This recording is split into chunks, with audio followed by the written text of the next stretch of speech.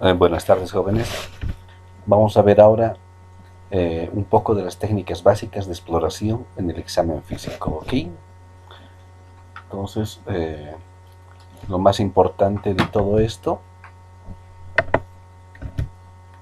es conseguir algunas habilidades y destrezas para poder realizar procederes clínicos básicos para la inspección.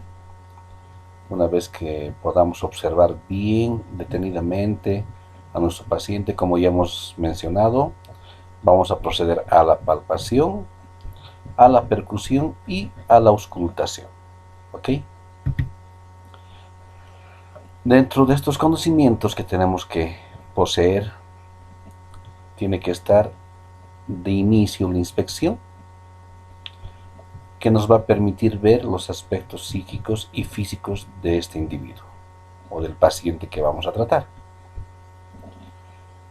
Va a haber una unidad inquebrantable, indisoluble, entre la entrevista y la inspección, porque yo voy a ver al paciente desde que llega al consultorio, desde cómo esta persona deambula, cómo camina, cómo se sienta, cómo responde a las preguntas, qué actitud tiene. Entonces, esta parte es muy importante, ya la mencionamos, pero es bueno recalcarla otra vez, ¿verdad? Y también cómo se comunica con nosotros esta persona. Entonces podemos hacer una inspección comparativa ya de los segmentos a estudiar, si son miembros contralaterales como miembros superiores o inferiores, o en el caso de una parálisis facial, para comparar con el lado contralateral que está sano, ¿ok? La palpación va a tener también su forma de realizar esta técnica. La percusión, si la vamos a utilizar, va a ser manual generalmente, que puede ser superficial y profunda, que además nos va a permitir el uso de un martillo percutor, si es que necesitamos usar este elemento. Y para terminar vamos a hacer la auscultación, ¿no? Una auscultación directa con el oído nada más podemos hacer, como se hacía antes, o ya una indirecta usando el estetoscopio, ¿ok? Entonces las técnicas básicas de exploración en el examen físico va a ser la inspección, la palpación, la percusión y la auscultación, ¿ok? ¿Qué es lo que vamos a ver? ¿Por qué tengo que estar con el paciente siempre listo a percibir cualquier alteración que pueda aparecer? Tenemos que apreciar lo que está bien y lo que está mal.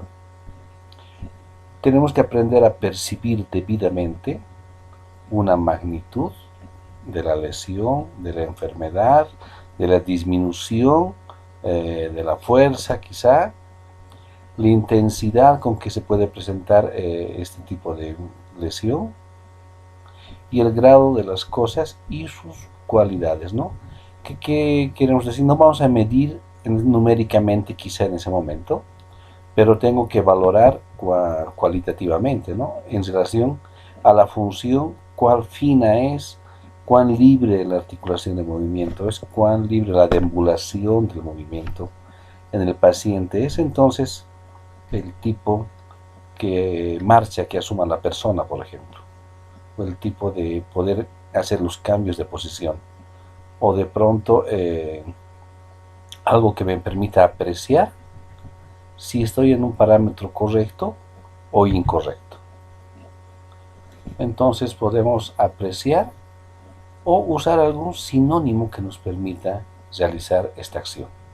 Podemos percibir, podemos conocer, podemos discernir, podemos incluso medir el nivel de inteligencia de la persona, podemos ver cuánto de penetración ha habido de la lesión en relación al problema que tiene la persona, y la perspicacia, ¿no?, que nos va a permitir razonar de la manera mejor posible y correcta el hecho de poder no solo ver la alteración que hay en el paciente, sino la voy a relacionar con todo lo que me ha comentado en la historia clínica, en la anamnesis este paciente, y pueda a través de eso yo concluir con un diagnóstico cinético funcional. Entonces, esta inspección va a ser la apreciación con la vista desnuda, o cuanto más con la ayuda de un lente de aumento en algunas características del cuerpo, por ejemplo, que van a ser obviamente en la superficie externa, o de algunas cavidades o conductos accesibles por su amplia comunicación exterior, como en la nariz, en el oído, básicamente, ¿no? Alguna vez quizá el ojito. Esas técnicas no van a ser muy utilizadas por nosotros, a no ser que sea un caso necesario, ¿no? Entonces puede ser directa a través de la vista solamente, o indirecta a través de un instrumental, ¿no? Como un otoscopio, un laringoscopio, de pronto, que permita observar algún tipo de alteración que pueda haber en esas cavidades. Entonces la inspección se va a realizar en todo momento, desde que vemos al paciente de entrada, y lo vamos evaluando constantemente en cada sesión que este paciente está trabajando con nosotros. Vamos a hacer desde que vemos al individuo hasta que termina nuestra comunicación con él, cuando ya ha sido dado de alta o ha sido remitido o transferido a otro servicio. Entonces hasta ahí vamos a seguir viéndolo, ¿ok? Y esta inspección va a ser constante a través de la vista, ¿verdad? Es imprescindible una iluminación adecuada y preferentemente una luz natural, ¿no? Donde haya ventanas que nos permitan tener luz natural. Para su ejecución deben considerarse las siguientes variantes: el aspecto y o simetría, color, forma, tamaño, movilidad, ¿no? Entonces, dentro del aspecto y o simetría tengo que, si es comparativo el segmento, miembro inferior o miembro superior, entonces tendré que comparar con el lado que está sano, para ver el aumento de volumen, si ha habido cambio de color, si hay alteración de la forma del segmento que tengo que tratar, del tamaño, si hay limitación en la movilidad. Entonces tengo que hacer, si se puede, comparativamente con el lado contralateral, ¿ok? Una vez que he hecho una inspección, una vez que he podido percibir a través de la vista algún tipo de alteración, algún tipo de problema que pueda presentarse, voy a volver a apreciar, pero esta vez manualmente, a través de la palpación. Entonces, con el uso de la parte digital de mis manos, con la palma o a mano llena, voy a poder percibir sensibilidad en el paciente, temperatura, consistencia, forma y tamaño. Y además voy a ir valorando la situación y movimientos de la región explorada, porque voy a aprovechar, además de hacer mi balance articular, y después de eso mi balance muscular también, ¿ok? Gracias a la exquisita sensibilidad táctil, térmica, vibratoria y sentidos de presión y esterognosia de las manos, puedo percibir todo esto. Entonces tengo que, a través de la palpación, ir como que corroborando, ir verificando o ir descartando algo que me parecía que yo veía en mi primer examen, que es solo visual, que puede estar alterado. Entonces, o corroboro o descarto. Entonces, como les comentaba, podemos hacerlo a través de la mano llena, la palpación, cuando vamos a apreciar la piel y todos los tejidos que están profundamente a través de ellos, ¿no? O con el tacto. En este caso, la parte médica puede hacer un examen de algunos orificios naturales a través del tacto, pero nosotros podemos hacer seguimiento de alguna línea que siga un dermatoma, si pensamos que está alterada la sensibilidad a ese nivel. Podemos hacer digitopresión para encontrar puntos dolorosos, puntos gatillo, e ir marcando para después hacer nuestro tratamiento correspondiente. Entonces vamos a recordar que la palpación de los tegumentos se realiza con la mano desnuda, salvo posibilidades de contaminación. En este tiempo, muchos colegas, la mayoría de la parte del área médica está usando un guante, ¿no? Por el hecho de estar cruzando una pandemia a nivel mundial. Pero si yo quiero percibir temperatura, algunas cosas más, tendría que hacerlo con la mano desnuda, ¿no? Va a depender obviamente de la situación especial con la que vivimos ahora, pero normalmente tendríamos que hacerlo así.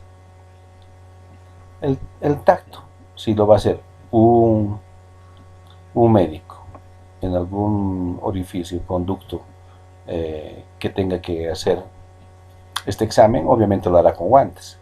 En nuestro caso, si estamos buscando un punto doloroso, ¿no? Un punto gatillo, entonces lo haremos simplemente presionando la zona que puede estar más afectada y marcar el lugar. La palpación podemos hacerlo con una sola mano o podemos hacer con las dos manos si voy a comparar, si tengo que ejercer presión, si estoy buscando algo anormal en relación al miembro contralateral que está sano. Entonces, para hacer este tipo de examen que va a involucrar, además de la vista, la palpación, para su ejecución como operación palpatoria de cualquier estructura debe considerarse las siguientes variantes, ¿no?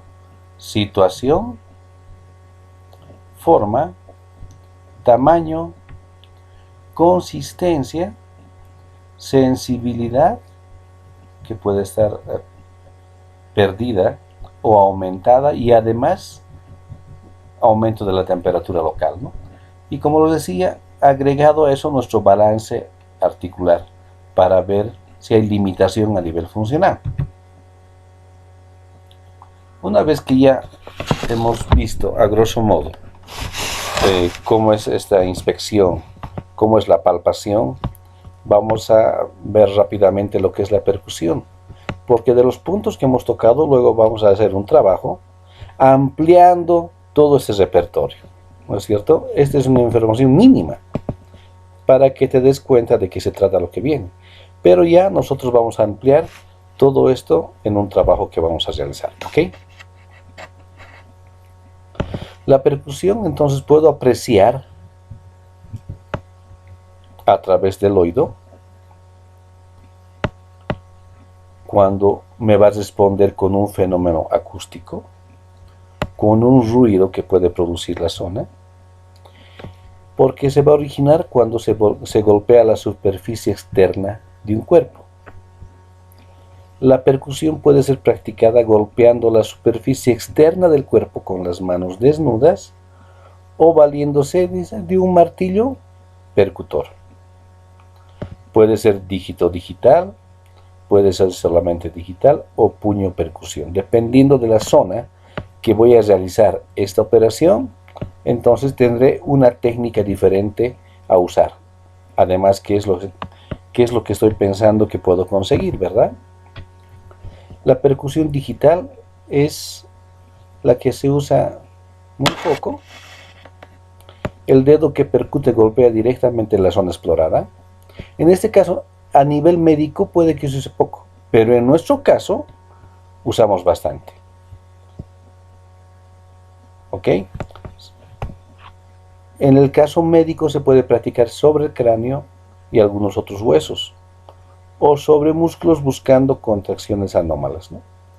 Y en nuestro caso, además, vamos a buscar puntos dolorosos o puntos gatillo. Zonas de insensibilidad también. La dígito digital es la que más se practica por originar el ruido de percusión más puro, por realizarse en cualquier región y además por suministrar una sensación de resistencia en el dedo interpuesto que, sumada a la sensación acústica, contribuye a una mejor apreciación. Entonces, este dedo percutor va a golpear sobre el otro dedo interpuesto, también llamado dedo plesímetro, situado sobre la superficie que se va a percutir. En un momento vamos a ver qué significa el dedo plesímetro. Ahora vamos a centrarnos en lo que es la puño percusión, ¿no? Que se practica sobre todo en la región lumbar para detectar el dolor producido en las afecciones inflamatorias del riñón, en este caso dentro del área médica. Se percute con el borde cubital de la mano cerrada o puño, generalmente sobre el dorso de la otra mano interpuesta. Vamos a ver ahora estas técnicas que hemos mencionado, que es el dedo plesímetro, la mano que percute y por qué tan importante que haya una flexibilidad total de la muñeca para realizar este tipo de examen. El dedo plesímetro puede ser el dedo medio o el índice, apoyado lo suficientemente para establecer un contacto íntimo de la pared, pero solo la cara palmar de la segunda y tercera falanges. Estas falanges deben fijarse con una ligera hiperextensión del dedo que no permita que la primera falange toque la superficie. Mientras en el abdomen es indiferente colocar el dedo plesímetro en cualquier dirección, es decir, con su eje mayor perpendicular, paralelo u oblicuo a la línea media, en el tórax es preferible la orientación paralela a los espacios intercostales, pero encajado en dichos espacios y no sobre las costillas. ¿Por qué? Porque si estoy buscando algún punto doloroso como un dolor en cinturón que pueda haber, que corre toda la pasilla costal, si el dolor es provocado por una fisura o fractura de una costilla, entonces voy a producir una mayor lesión. Por eso es importante tomar en cuenta este aspecto. La mano que percute puede utilizar el dedo índice, el medio o ambos, pero con cuidado de ponerlo o ponerlos en la posición de semiflexión, de tal modo que golpee perpendicularmente sobre las falanges o la articulación interfalángica distal del dedo plesímetro. Vamos a ver una imagen sobre esto en un momento. Y además, para realizar estos golpeteos sobre el dedo plesímetro, tenemos que ver que la muñeca debe realizar movimientos de extensión y flexión sucesivamente, acompañada de un muy ligero balanceo del antebrazo y brazo, para que no vaya en bloque el golpe, lo hagamos muy fuerte, sino que tiene que ser un golpeteo ligeramente suave a moderado, que nos permita escuchar lo que queremos escuchar. La secuencia de la operación será colocar adecuadamente el dedo plesímetro, como ya he explicado hace un momento. Enseguida vamos a ver unas vistas. Colocar en posición el dedo percutor, o los dos dedos, depende si va a ser el dedo medio o el índice, tocando ligeramente el lugar donde va a golpearse, para que no encontremos justo un punto muy doloroso o un punto gatillo. Y además tener la extensión y flexión de muñeca para el primer y segundo golpes respectivamente, que quede suelta esa zona y podemos golpetear sin hacerlo en bloque con ese miembro. ¿Qué tipos de sonidos vamos a encontrar, no? Timpanismo, hipersonoridad, sonoridad normal, submatidez y matidez, ¿no? Este es un sonido mate, es en las grandes masas musculares, que casi es imperceptible, es un ruido muy seco. o el timpanismo, que va a ser en el abdomen, ¿no? Que ya de por sí se va a notar que hay un hipertimpanismo o un timpanismo de ese nivel. Entonces, aquí está el dedoplesímetro. No está flexionada esta falange distal para que la uña no se hinque en la piel de la persona, ¿no? El golpe tiene que ser vertical del dedo percutor. Como lo dice la recomendación, uñas cortas realmente para que no te lastimes tú mismo ni puedas hincar tu uña en el paciente. Y esta falange en relación a la falange proximal, la medial tiene que estar casi hiperextendida, ¿verdad? Junto con la falange distal. Entonces aquí hago un tipo de percusión lo más correcto posible. Entonces no tendría que hacer de esta manera, con las uñas hincadas en la piel del paciente, largas, en flexión la última falange, aquí igual, en flexión, entonces las cosas que no tienen que hacerse. Y no voy a encontrar el sonido que quiero y puede que lastime a la persona y uno mismo se lastime.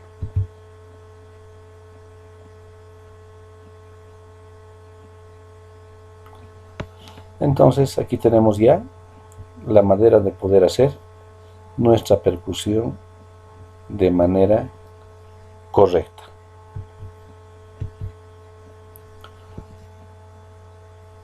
Tenemos para concluir dentro de lo que es el examen físico, la auscultación, que va a ser otra forma de apreciar con el sentido del oído los fenómenos acústicos que se originan en el organismo.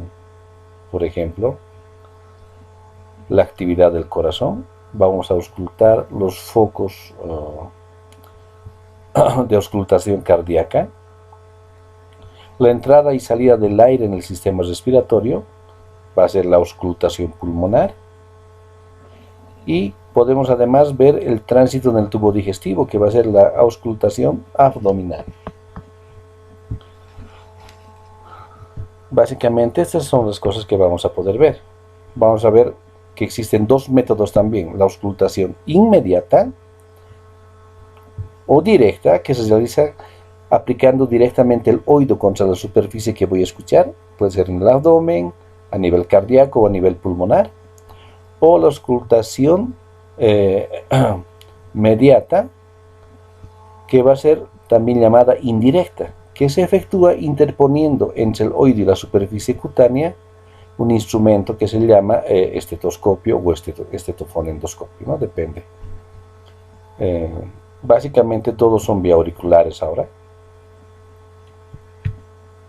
¿Y qué es lo que tengo que tomar en cuenta, ¿no? Colocación correcta del auricular al auscultar. O sea, no puedo desplazar la membrana del estetoscopio. Y antes de colocar la membrana en el paciente, además tengo que hacer un pequeño calentamiento. O sea, no puedo ir directamente a hacerlo saltar con el frío de la membrana al paciente.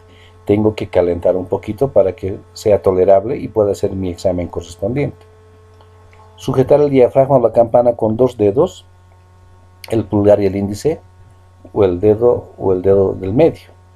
Calentar por fricción el diafragma si es necesario para no hacer saltar al paciente. Aplicar el diafragma firmemente para escuchar los sonidos agudos y altos. No presionar mucho, no desplazar porque no va a escuchar nada. Tiene que estar ahí quieto. Y aplicar la campana suavemente para escuchar los sonidos graves o bajos. Entonces, si yo quiero escuchar los sonidos graves o bajos, aplico la campana de manera suave. Pero si quiero escuchar sus ruidos agudos, entonces lo hago más firmemente, con un poco de mayor presión, ¿ok? Y este aparatito tiene diferentes partes que cuando nos llegue el tema de auscultación, de seguro que lo vamos a ver con más detalle, ¿ok? Estos son los elementos con los que cuenta la campana, la membrana donde va mi fonendoscopio, estos tubos de goma o plástico que van a generar el ruido que vamos a escuchar a través de los auriculares, de las ojivas auriculares de este equipo que se llama estetoscopio. ¿Ok? Entonces, aquí hemos terminado. Les animo a que repasemos todo esto porque vamos a ampliar el conocimiento haciendo unos trabajos en relación a estas diferentes técnicas que hemos visto, porque después viene el examen físico por sistemas, el examen físico regional, y para todos esos tenemos que usar sí o sí palpación, percusión, auscultación y inspección. ¿Ok? Entonces ahí terminamos el día de hoy esta clase.